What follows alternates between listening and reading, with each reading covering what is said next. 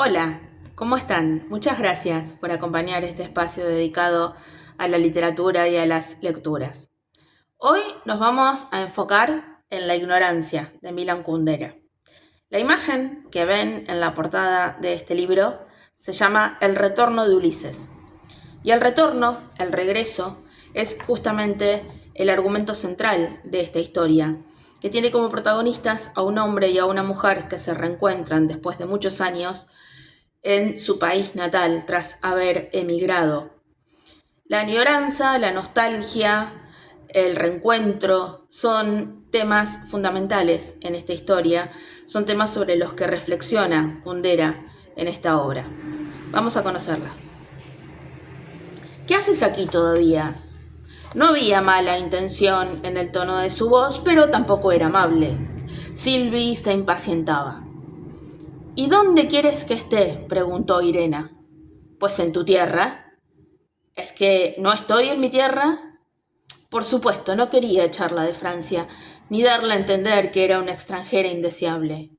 Ya me entiendes. Sí, ya lo sé, pero olvidas que aquí tengo mi trabajo, mi casa, mis hijas. Escúchame. Conozco a Gustave. Hará todo lo necesario para que puedas volver a tu país. En cuanto a lo de tus hijas, no me vengas con historias. Ya llevan su propia vida.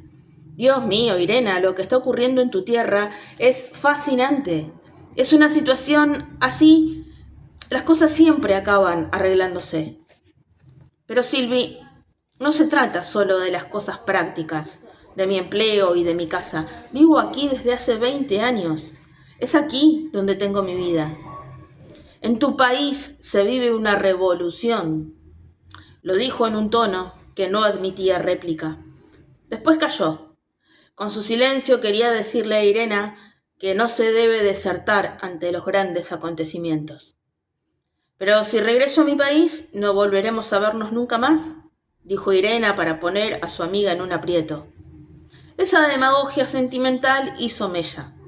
La voz de Sylvie se enterneció. Querida, pero si pienso ir a verte, te lo prometo, te lo prometo. Estaban sentadas codo con codo desde hacía bastante rato ante 2 tazas de café vacías. Irena vio lágrimas de emoción en los ojos de Sylvie, que se inclinó hacia ella y le apretó la mano. Será un gran regreso. Y repitió, tu gran regreso. Así repetidas, las palabras adquirieron tal fuerza que en su fuero interno Irena las vio escritas con mayúsculas. Gran regreso. Ya no opuso resistencia, quedó prendida de imágenes que de pronto emergieron de antiguas lecturas y de películas, de su propia memoria y tal vez de la de sus antepasados. El hijo perdido que reencuentra a su anciana madre, el hombre que vuelve hacia su amada, de la que le arrancó un destino feroz, la casa natal que cada cual lleva adentro, el sendero redescubierto en el que quedaron las huellas de los pasos perdidos de la infancia, el errante Ulises que vuelve a su isla tras vagar durante años. El regreso, la gran magia del regreso. En griego, regreso se dice nostos. Algos significa sufrimiento. La nostalgia es, pues, el sufrimiento causado por el deseo incumplido de regresar. La mayoría de los europeos puede emplear para esta noción fundamental una palabra de origen griego, nostalgia, y además otras palabras con raíces en la lengua nacional. En español decimos añoranza, en portugués saudade. En cada lengua, estas palabras poseen un matiz semántico distinto. Con frecuencia tan solo significan la tristeza causada por la imposibilidad de regresar a la propia tierra. Morriña del terruño, morriña del hogar.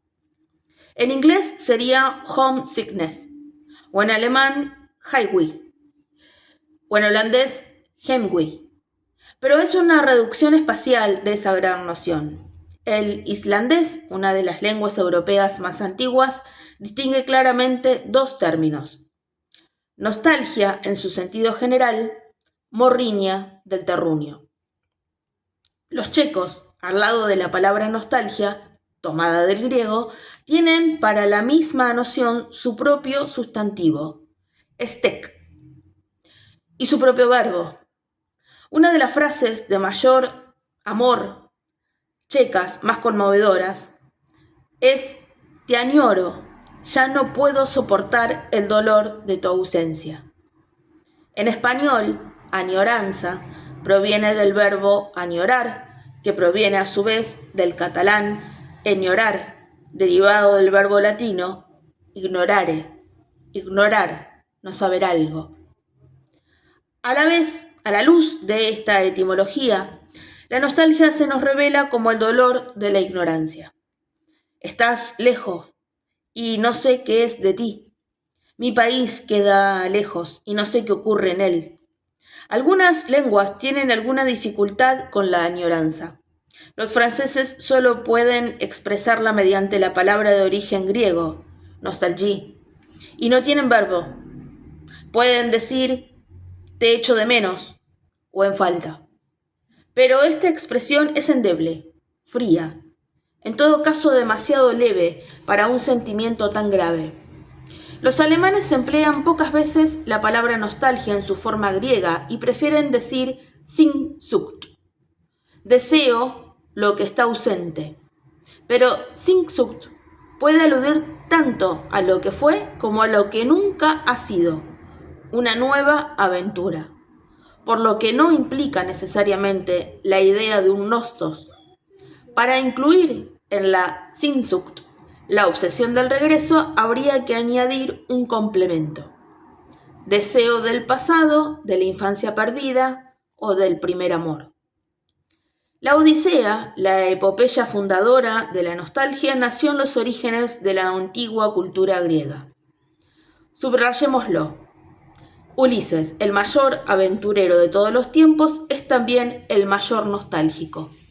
Partió, no muy complicado, a la guerra de Troya, en la que estuvo 10 años. Después se apresuró a regresar a su Ítaca natal, pero las intrigas de los dioses prolongaron su periplo.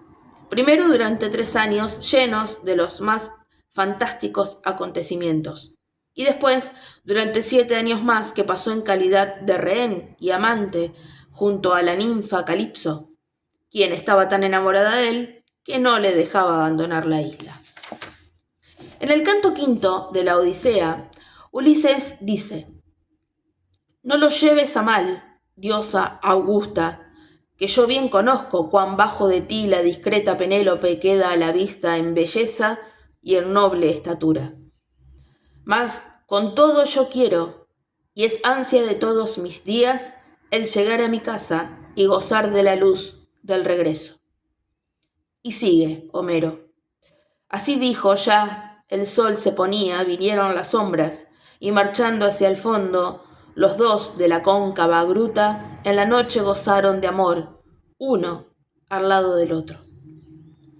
Nada que pueda compararse a la vida de la pobre emigrada que había sido Irena durante mucho tiempo. Ulises vivió junto a Calipso una auténtica dolce vita, una vida fácil, una vida de alegrías. Sin embargo, entre la dolce vita en el extranjero y el arriesgado regreso al hogar, eligió el regreso. A la apasionada exploración de lo desconocido, la aventura, prefirió la apoteosis de lo conocido, el regreso. A lo infinito, ya que la aventura nunca pretende tener un fin, prefirió el fin, ya que el regreso es la reconciliación con lo que la vida tiene de finito. Sin despertarlo, los marinos de Feacia depositaron a Ulises envuelto en sábanas en la playa de Ítaca, al pie de un olivo, y se fueron. Así terminó el viaje. Él dormía, exhausto. Cuando se despertó no sabía dónde estaba. Pero Atenea despejó la bruma de sus ojos y a él le embargó la ebriedad del gran regreso, el éxtasis de lo conocido, la música que hizo vibrar el aire entre el cielo y la tierra. Vio la ensenada que conocía desde la infancia, las 2 montañas que la rodean, y acarició el viejo olivo para asegurarse de que seguía siendo el mismo desde hacía 20 años.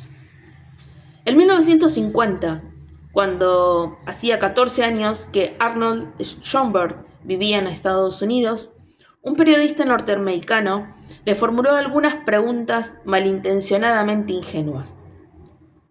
¿Es cierto que la emigración debilita en los artistas su fuerza creadora, que su inspiración se agota en cuanto dejan de alimentarle las raíces de su país natal?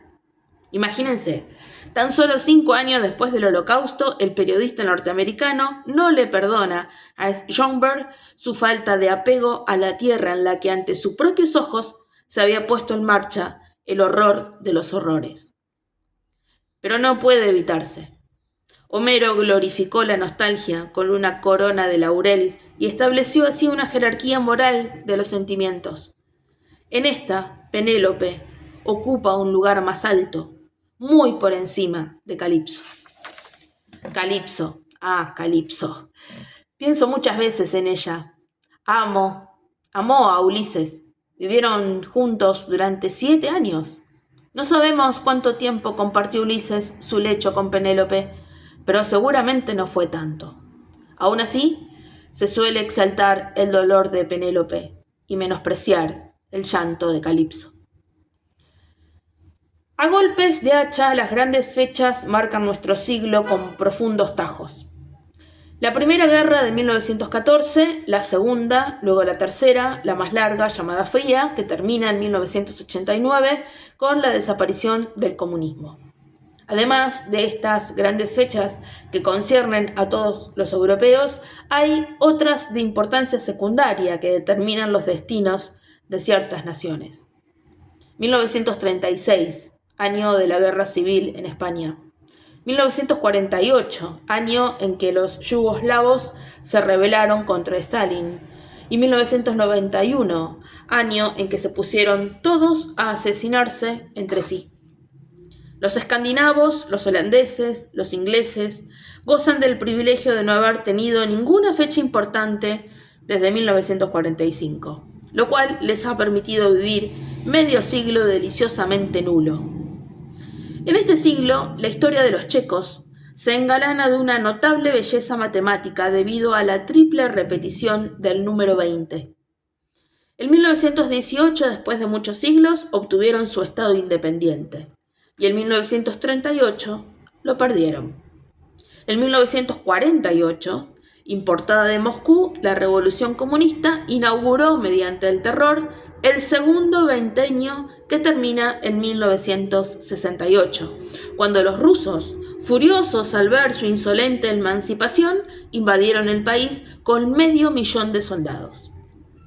Los ocupantes se instalaron con todo el peso de su poder en 1969 y se fueron sin que nadie se lo esperara en el otoño de 1989. Con suavidad, cortésmente, como lo hicieron antes todos los regímenes comunistas de Europa, el tercer veintenio. Solo en nuestros siglos, las fechas históricas se han apoderado con semejante voracidad de la vida de cada cual. Imposible comprender la existencia de Irena en Francia antes de analizar las fechas. En los años 50 y 60, a los emigrados de los países comunistas no se les tenía en gran estima. Para los franceses el único verdadero mal era entonces el fascismo, Hitler, Mussolini, la España de Franco, las dictaduras de América Latina. Solo hacia finales de los años 60 y durante los años 70 se decidieron a concebir poco a poco el comunismo también como un mal, aunque un mal, digamos, de grado inferior, el mal número 2. Por esa época, en 1969, Irena y su marido emigraron a Francia. Comprendieron enseguida que en comparación con el número 1, la catástrofe que se había abatido sobre su país era demasiado poco sangrienta para impresionar a sus nuevos amigos.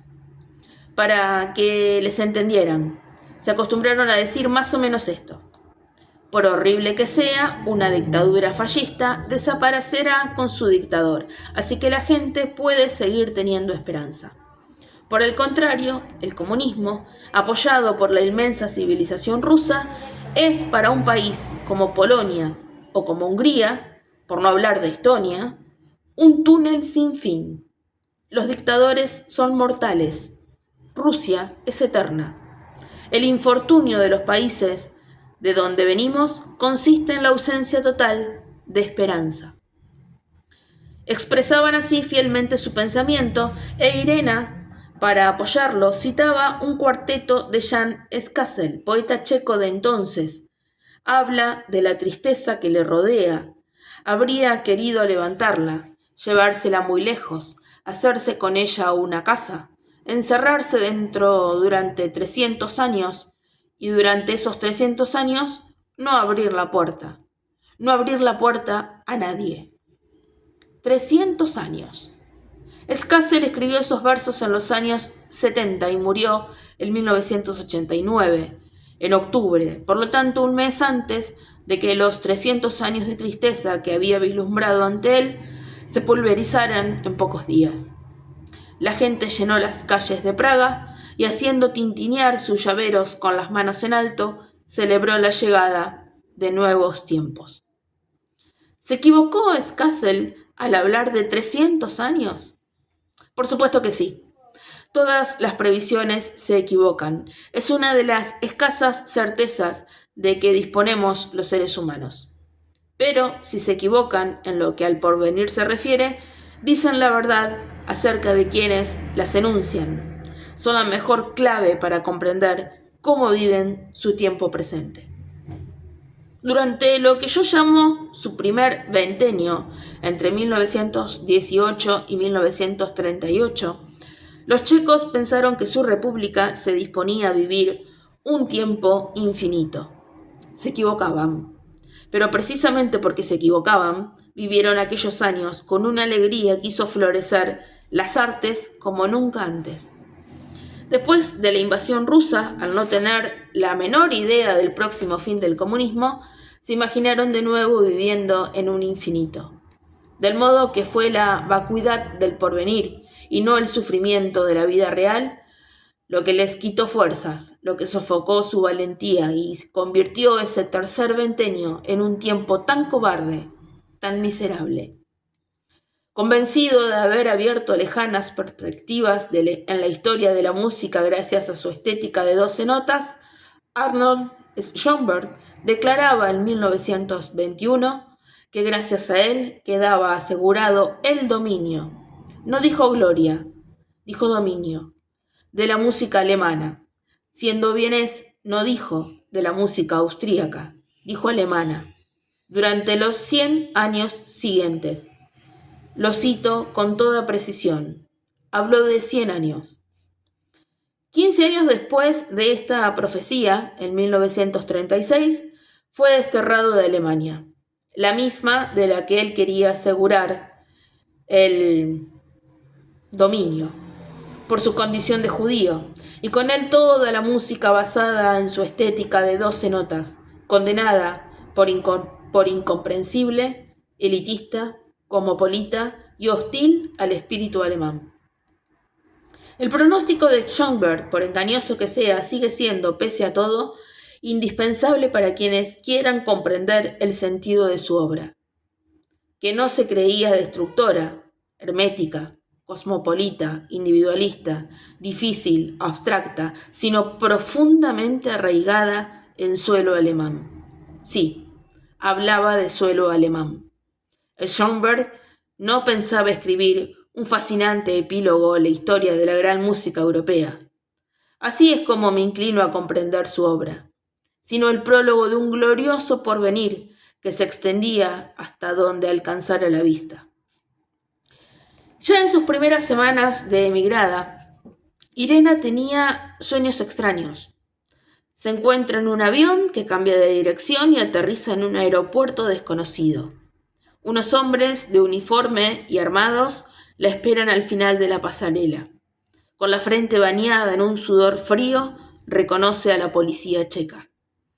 En otra ocasión se pasea por una pequeña ciudad de Francia cuando ve un curioso grupo de mujeres que cada una con su jarra de cerveza en la mano Corren hacia ella, la interpelan en checo, ríen con malintencionada cordialidad y horrorizada. Irena se da cuenta de que está en Praga, grita y se despierta. Martín, su marido, tenía los mismos sueños. Todas las mañanas se contaban el horror de su regreso al país natal. Más adelante, en una conversación con una amiga polaca, también emigrada, Irena comprendió que todos los emigrantes tenían esos sueños. Todos sin excepción. Al comienzo le conmovió esa fraternidad nocturna entre personas que no se conocían, pero después se molestó un poco. ¿Cómo puede ser vivida colectivamente la experiencia íntima de un sueño? ¿Dónde está, pues, su alma única? Pero ¿por qué hacerse preguntas sin respuesta? De una cosa estaba segura. Miles de emigrantes soñaban a lo largo de la misma noche y con incontables variantes el mismo sueño, el sueño de la emigración, uno de los fenómenos más extraños de la segunda mitad del siglo XX. Esos sueños, pesadilla, le parecían más misteriosos porque al mismo tiempo ella sufría de una indomable nostalgia y vivía otra experiencia del todo contraria. Durante el día se le aparecían dos paisajes de su país. No se trataba de una ensoñación larga y consciente, voluntaria, sino de otra cosa. En cualquier momento, brusca y rápidamente, se encendían en su cabeza apariciones de paisajes para esfumarse poco después. Mientras hablaba con su jefe, veía de pronto como un relámpago un camino que surcaba un campo. Entre los empujones de un vagón de metro, en una fracción de segundo, surgía de repente ante ella un pequeño paseo de un barrio arbolado de Praga. Estas imágenes fugaces la visitaban durante todo el día para paliar la falta de su bohemia perdida. El mismo cineasta del subconsciente que de día le enviaba instantáneas del paisaje natal cual imágenes de felicidad, proyectaba de noche aterradores regresos a ese mismo país. El día se iluminaba con la belleza del país abandonado, la noche con el horror de regresar.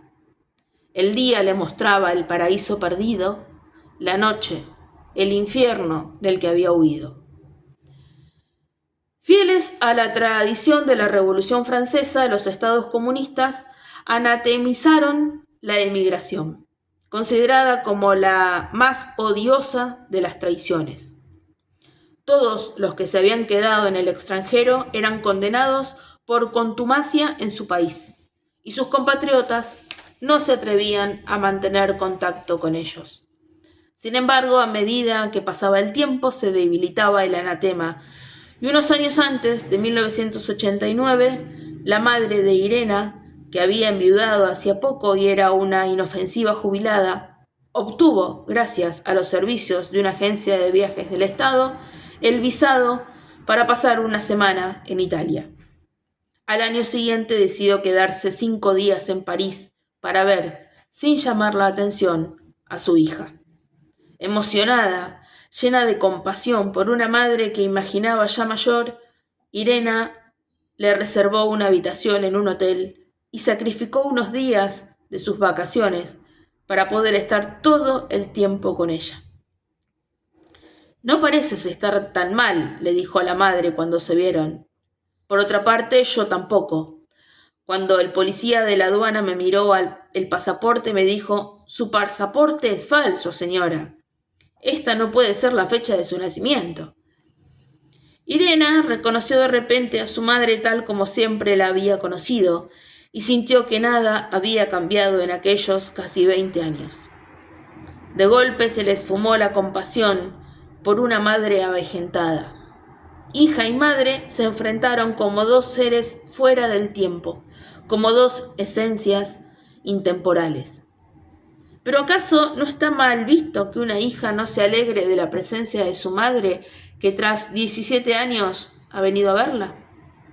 Irena movilizó toda su razón, todo su sentido moral para portarse como una hija solícita. La llevó a cenar al restaurante del primer piso de la Torre Eiffel. Fueron en un barco de recreo a ver París desde el Sena. Y cuando su madre quiso visitar exposiciones, la llevó al Museo Picasso. En la segunda sala, la madre se detuvo. Tengo una amiga que es pintora. Me regaló 2 de sus bonitos cuadros. No puedes imaginarte qué bonitos son. En la tercera sala quiso ver a los impresionistas. En el Jeu de Paume hay una exposición permanente. Ya no existe, le dijo Irena. Los impresionistas están ahora dispersos en varios museos. No, dijo la madre. Están en el Jeu de Paume. Lo sé. Y no me iré de París sin haber visto los Van Gogh. Para paliar la ausencia de Van Gogh, Irena la llevó al Museo Rodin. Ante una de las esculturas, la madre suspiró, como en una ensoñación. En Florencia vi el David de Miguel Ángel. Me quedé sin aliento. Mira, explotó Irena, estás en París, conmigo.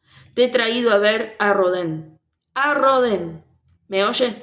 Nunca antes lo habías visto. ¿Por qué entonces, cuando estás ante Rodin, piensas en Miguel Ángel? La pregunta era adecuada, porque la madre, al reencontrarse con su hija después de tantos años, no se interesa por lo que ella le enseña.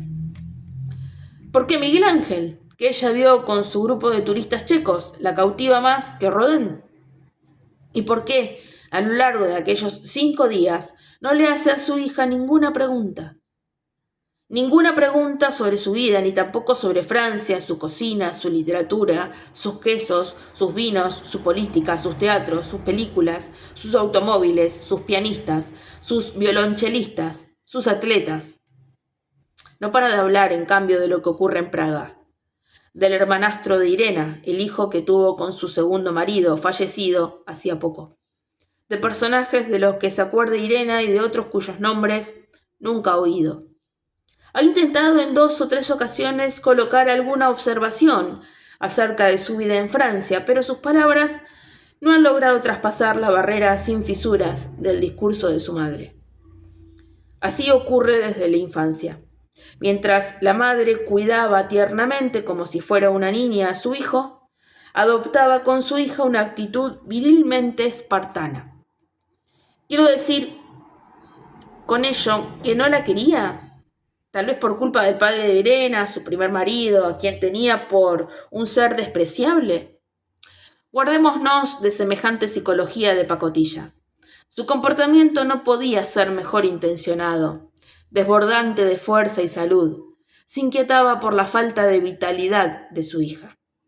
Con sus rudos modales quería que se deshiciera de su hipersensibilidad, un poco como hace un padre deportista cuando tira a la piscina a su hijo timorato, convencido de que es la mejor manera de que aprenda a nadar. No obstante, sabía muy bien, con su simple presencia aplastaba a su hija, y no pudo negar que disfrutaba en secreto de su propia superioridad física. Entonces, ¿qué debía hacer? ¿Rebajarse ella en nombre del amor maternal? Su edad avanzaba inexorablemente, y la conciencia de su fuerza, tal como se reflejaba en la reacción de Irena, la rejuvenecía. Cuando la veía a su lado, intimidada y disminuida, prolongaba cuanto podía los momentos de su demoledora supremacía. Con una pizca de sadismo fingía tomar la fragilidad de Irena con indiferencia, pereza o indolencia, y la reñía. Desde siempre Irena se había sentido menos guapa y menos inteligente en su presencia. ¿Cuántas veces no había corrido hacia el espejo para asegurarse de que no era fea, de que no parecía tonta? Ay, todo esto quedaba muy lejos, casi en el olvido. Pero durante los 5 días que su madre pasó en París, cayó de nuevo sobre ella esa sensación de inferioridad, de debilidad, de dependencia. Un día antes de que se fuera su madre, Irena le presentó a Gustav, su amigo sueco. Cenaron los 3 en un restaurante y la madre, que no sabía una palabra de francés, recurrió con gallardía al inglés. Gustave se alegró. Con su amante solo hablaba en francés y estaba harto de esa lengua que él consideraba pretenciosa y poco práctica. Aquella noche, Irena habló poco. Sorprendida, observó cómo su madre exhibía una inesperada habilidad para interesarse por otra persona. Con sus 30 palabras de inglés mal pronunciadas, apabulló a Gustave, con preguntas sobre su vida, su empresa, sus opiniones, y le dejó muy impresionado. Al día siguiente la madre se fue. Al volver del aeropuerto, ya en su apartamento en la última planta, Irena se acercó a la ventana para saborear en la calma reencontrada la libertad de su soledad. Miró largamente los tejados, la diversidad de las chimeneas con sus formas caprichosas, esa flora parisiense que desde hace tanto tiempo había reemplazado para ella el verdor de los jardines checos, y cayó en la cuenta de cuán feliz era en esa ciudad. Siempre le había parecido evidente que su emigración había sido una desgracia. Pero en aquel instante se preguntó si no sería más bien la ilusión de una desgracia, una ilusión sugerida por la manera en que todo el mundo percibía a un emigrado. ¿Acaso no veía su propia vida según el manual de instrucciones que otros le habían puesto entre las manos? Y se dijo que su emigración, aunque impuesta desde el exterior contra su voluntad, era tal vez, sin que ella lo supiera, la mejor salida a su vida. Las implacables fuerzas de la historia que habían atentado contra su libertad habían acabado haciéndola libre. Quedó pues algo desconcertada cuando, pocas semanas después, Gustave le anunció con orgullo una buena noticia. Había propuesto a su empresa que abriera una oficina en Praga, en el país comunista, que no era muy atractivo comercialmente. La oficina sería modesta, pero eso le brindaría la ocasión de breves estancias allá. Me encanta la idea de conocer a fondo tu ciudad, dijo. En lugar de alegrarse, ella sintió como una vaga amenaza.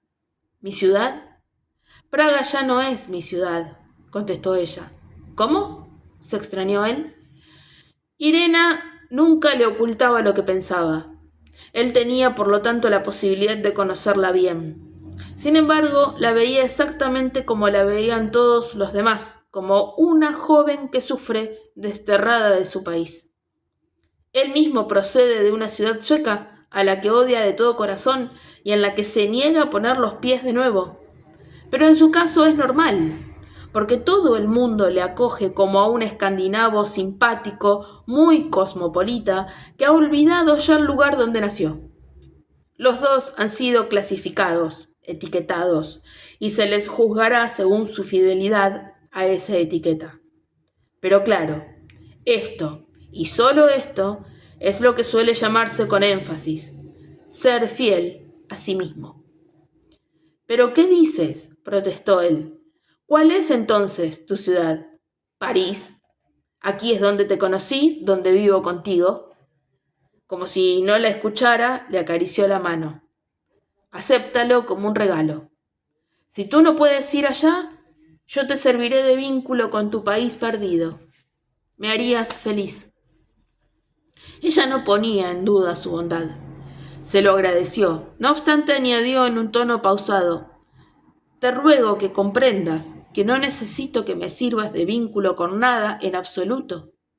Soy feliz contigo, aislada de todo y de todos. Él también se puso serio. Te comprendo. Y no temas, porque no quiero meterme en tu vida pasada. De la gente que conociste allá, la única persona a quien veré, seré a tu madre. ¿Qué podía decirle ella?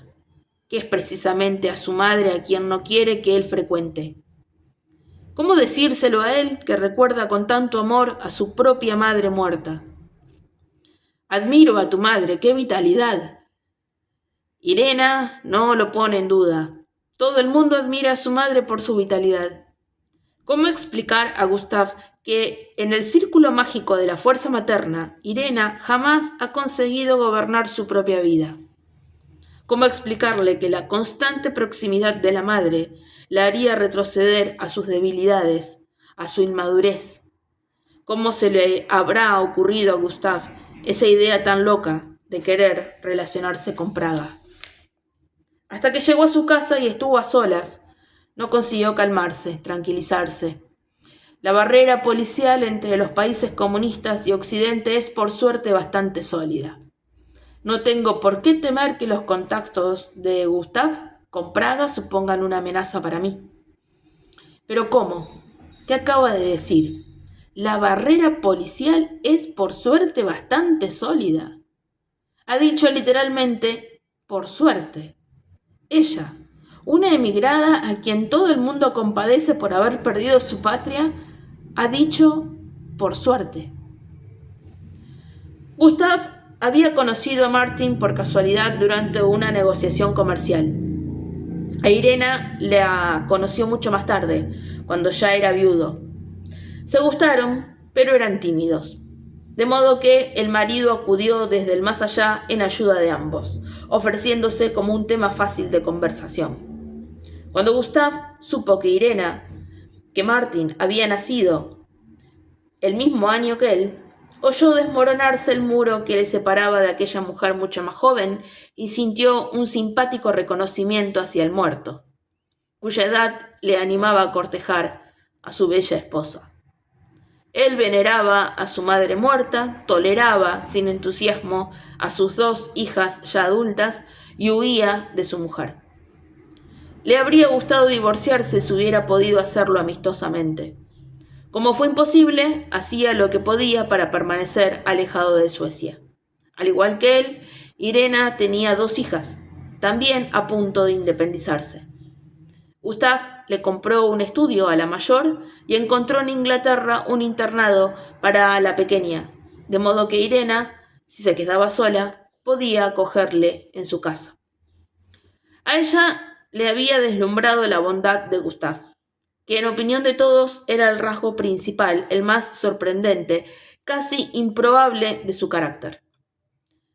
Engatusaba así a las mujeres, que comprendían demasiado tarde que esa bondad era más un arma de defensa que un arma de seducción. Niño querido de su mamá, era incapaz de vivir solo, sin los cuidados de las mujeres. Pero también soportaba mal sus exigencias, sus riñas, sus llantos e incluso sus cuerpos, demasiado presentes, demasiado expresivos. Para poder conservarlas y a la vez huir de ellas, les arrojaba obuses de bondad. Protegido por la onda expansiva de la explosión, se batía en retirada. Ante su bondad, Irena quedó primero desconcertada. ¿Por qué era tan amable, tan generoso, tan poco exigente? ¿Cómo devolvérselo? No encontró otra recompensa que enarbolar ante él su deseo. Fijaba en él la mirada y sus ojos, muy abiertos, exigían algo inmenso y embriagador, algo innombrable. Su deseo, triste historia la de su deseo. No había conocido el placer del amor antes de encontrar a Martin. Luego había dado a luz. Había pasado de Praga a Francia con una segunda hija en el vientre y poco después Martin murió.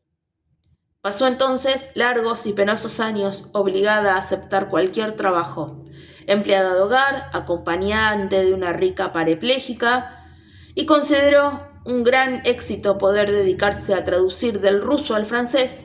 Feliz de haber estudiado a fondo idiomas en Praga, pasaron los años y en carteles, paneles publicitarios, portadas de revistas en los kioscos, las mujeres se desnudaron, las parejas se besaron, los hombres se exhibieron en calzoncillos, mientras en medio de semejante orgía omnipresente, su cuerpo deambulaba por las calles, apartado, invisible. Por eso el encuentro con Gustave había sido toda una fiesta. Después de tanto tiempo, por fin alguien se fijaba y apreciaba su cuerpo y su rostro, y gracias a su encanto, un hombre pedía que compartiera su vida con él. En medio de semejante encantamiento fue cuando su madre la sorprendió en París.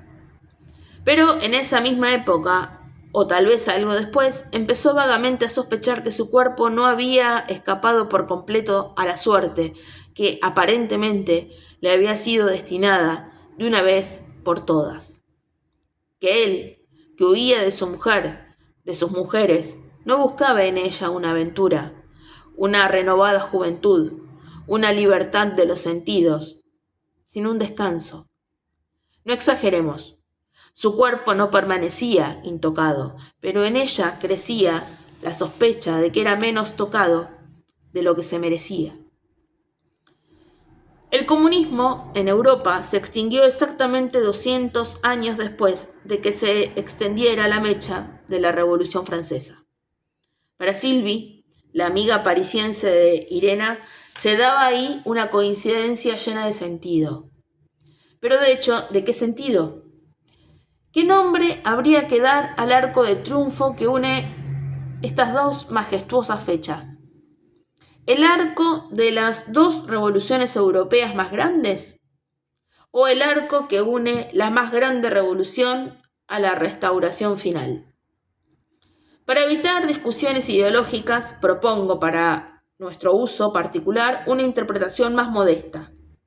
La primera fecha dio a luz a un gran personaje europeo, el emigrado, el gran traidor o el gran sufridor, según se mire. La segunda retiró al emigrado de la escena de la historia de los europeos. Con ello, el gran cineasta del subconsciente colectivo puso fin a una de sus producciones más originales, la de los sueños de emigración. Fue entonces cuando tuvo lugar durante unos días el primer regreso de Irena a Praga. Al principio hacía mucho frío, y luego, al cabo de 3 días, inesperada y precozmente, llegó el verano. Ya no pudo ponerse su traje chaqueta demasiado grueso. Como no se había llevado nada para un clima más cálido, fue a una tienda a comprarse un vestido de verano. El país no rebosaba todavía de productos occidentales, e Irena volvió a encontrar los mismos tejidos, los mismos colores, los mismos cortes que había conocido en la época comunista. Se probó 2 o 3 vestidos y se sintió incómoda. Era difícil decir por qué. No eran feos, no estaban mal cortados, pero le recordaban su pasado lejano. La austeridad en el vestir de su juventud le parecieron ingenuos, provincianos, sin elegancia, propios de una maestra de pueblo. Pero tenía prisa.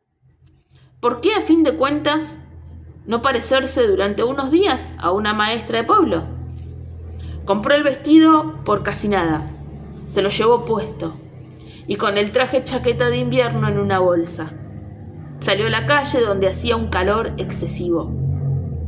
Luego, al pasar por delante de unos grandes almacenes, se encontró inesperadamente ante un panel con un inmenso espejo y se quedó atónita.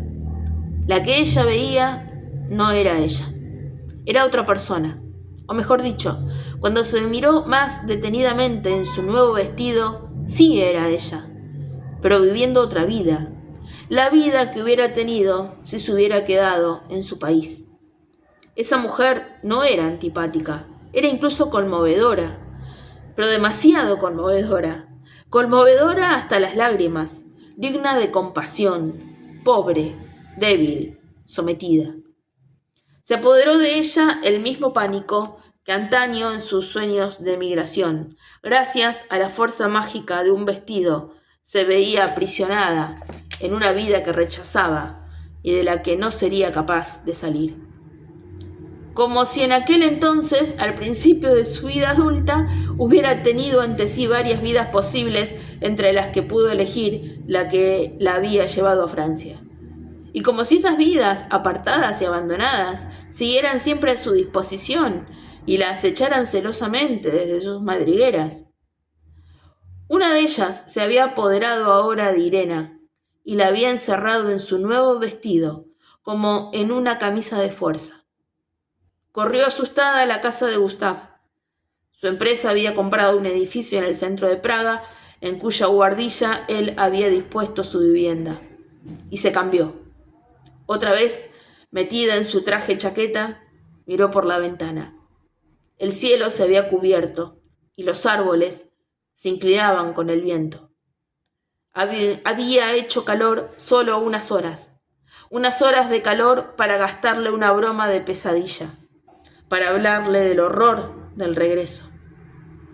¿Era acaso un sueño? ¿Su último sueño de emigrada? No, todo era real. Pero tenía la impresión de que no habían desaparecido las trampas de las que hablaban aquellos sueños. Seguían allí, siempre a punto, acechándola a cada paso. Durante sus 20 años de ausencia, los Ítacos conservaron muchos recuerdos de Ulises, pero no le añoraban, mientras que Ulises sí sentía el dolor de la añoranza, aunque no se acordara de nada. Pues puede comprenderse esta curiosa contradicción si reparamos en que la memoria, para funcionar bien, necesita de un incesante ejercicio.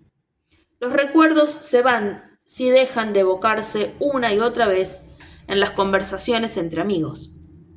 Los emigrados agrupados en colonias de compatriotas se cuentan hasta la náusea las mismas historias, que así pasan a ser inolvidables. Pero aquellos que, como Irena o Ulises, no frecuentan a sus compatriotas, caen en la amnesia. Cuanto más fuerte es su añoranza, más se vacían de recuerdos. Cuanto más languidecía Ulises, más olvidaba. Porque la añoranza no intensifica la actividad de la memoria, no suscita recuerdos, se basta a sí misma, a su propia emoción, absorbida como está por su propio sufrimiento. Tras acabar con los temerarios que querían casarse con Penélope y reinar sobre Ítaca, Ulises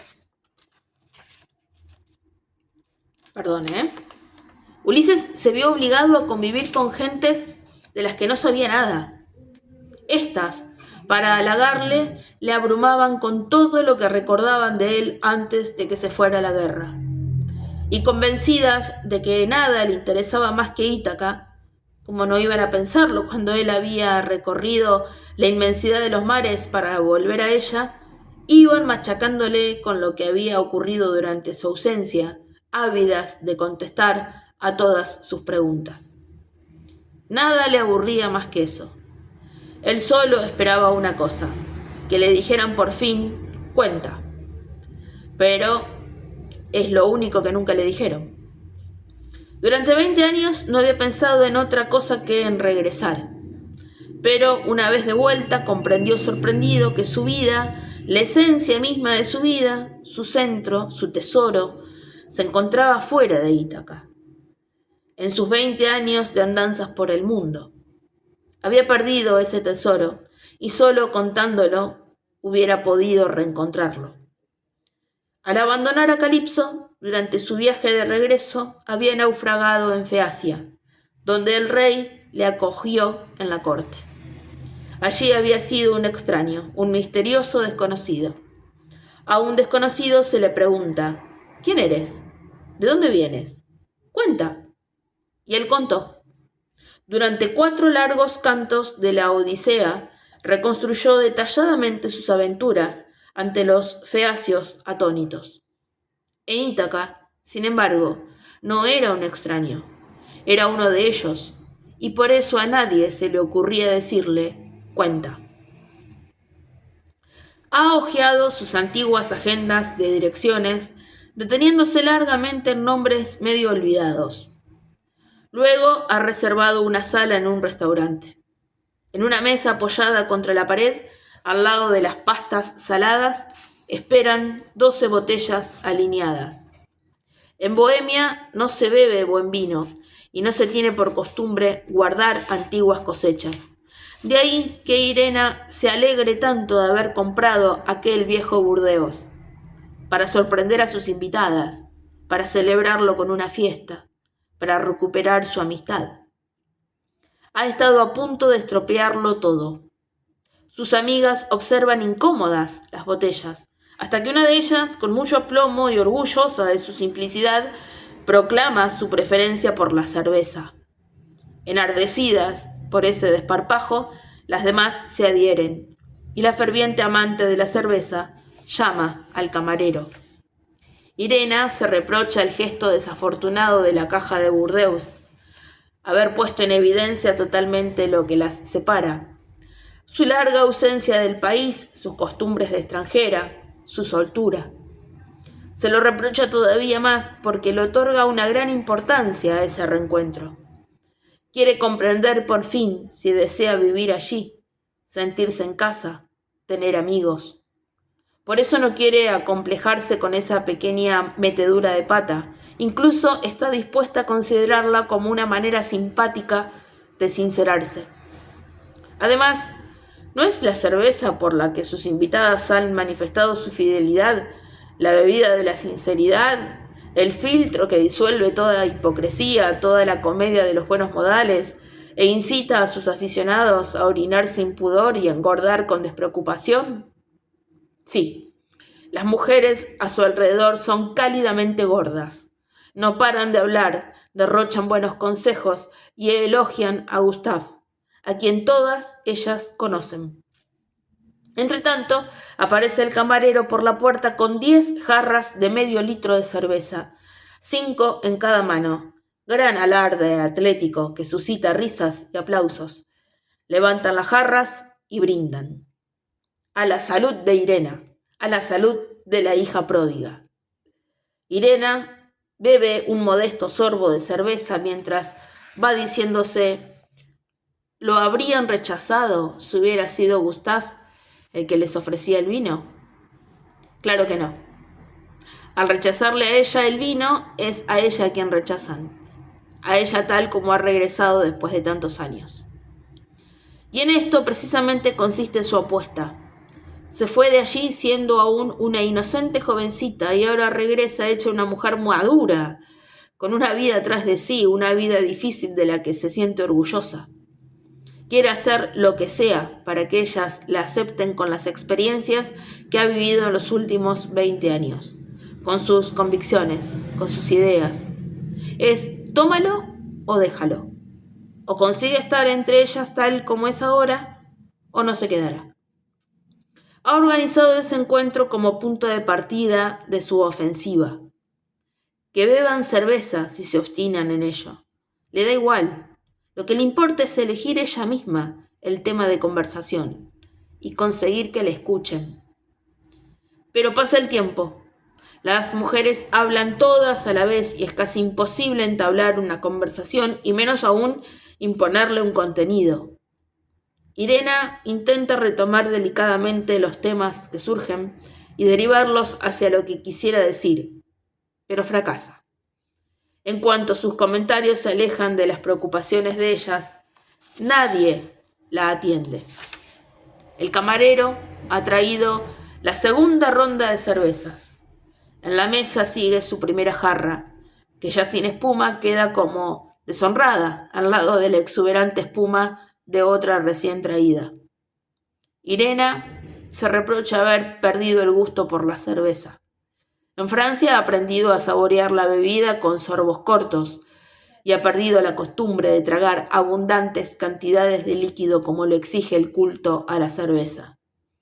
Se lleva la jarra a la boca y se esfuerza por beber 2, 3 tragos de golpe. En ese momento una mujer, la mayor de todas, entrada en los 60, apoya con ternura la mano sobre sus labios para quitarle la espuma que ha quedado allí. No te esfuerces, le dice. ¿Por qué no tomamos vino tú y yo? Sería una tontería perderse un tinto tan bueno. Y se dirige al camarero para que abra una de las botellas que permanecen intactas a lo largo de la mesa. Hasta aquí la parte inicial de La ignorancia, esta novela de Milan Kundera. Gracias y hasta la próxima.